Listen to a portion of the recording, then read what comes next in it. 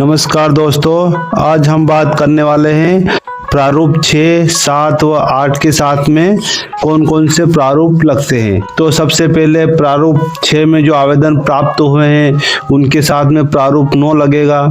तो इसमें सबसे ऊपर है अभिहित स्थान की पहचान, जहां पर आवेदन प्राप्त किए तो यहाँ पर मतदान केंद्र का नाम लिख देना है। फिर यहाँ पर सूची संख्या यानी भाग संख्या लिख देनी है। पुनरीक्षण का स्वरूप, तो पुनरीक्षण का स्वरूप लिख देना है, जैसे विशेष गहन पुनरीक्षण।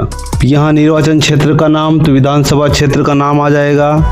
और आवेदन प्राप्ति की अवधि, तो यहाँ तारीख से तारीख तक कितने आवेदन प्राप्त हुए वो तारीख लिख देनी है यहाँ पर। यहाँ पर फिर आएगा सुनवाई का स्थान, तो सुनवाई के स्थान में निर्वाचन कार्यालय का नाम आ जाएगा, जो भी निर्वाचन कार्यालय का नाम है अपना वो नाम आ जाएगा। आवेदन की क्रम संख्या, तो 1, 2, 3, 4 आ जाएगी। प्राप्ति की तारीख, तो मान लेते हैं 2/12/25 को यह आवेदन प्राप्त हुआ। दावेदार का नाम और पिता का नाम, तो आवेदक का नाम अजय कुमार, पिता का नाम विजय कुमार। निवास का स्थान लिख देना है।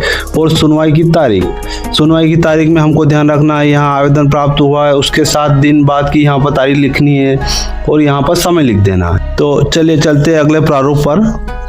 प्रारूप 7 में प्राप्त आवेदनों की सूची के लिए ये लगेगा प्रारूप 10।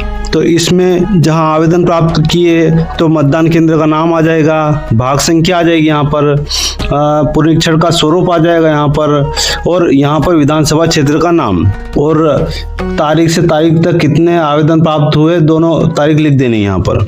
और यहाँ पर सुनवाई का स्थान, सुनवाई का स्थान तो यहाँ पर निर्वाचन कार्यालय का नाम लिख देना है। और फिर यहाँ पर है आवेदन की क्रम संख्या, तो 1, 2, 3 जो क्रम है वो क्रम लिख देना है।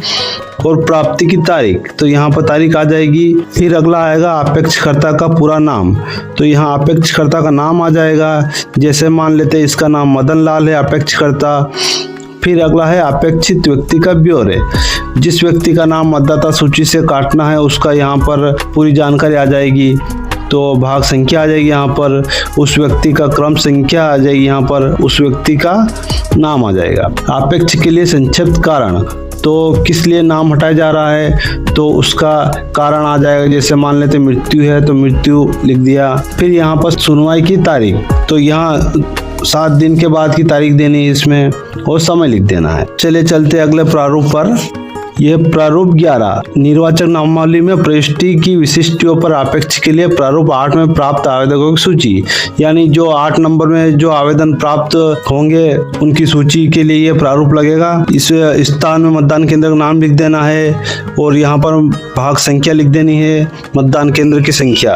फिर है पुनरीक्षण का स्वरूप, तो विशेष गहन पुनरीक्षण आ जाएगा, यहाँ पर विधानसभा क्षेत्र क्रमांक व नाम आ जाएगा, और किस तारीख से किस तारीख तक आवेदन प्राप्त हुए वो दोनों तारीख लिख देनी है यहाँ पर।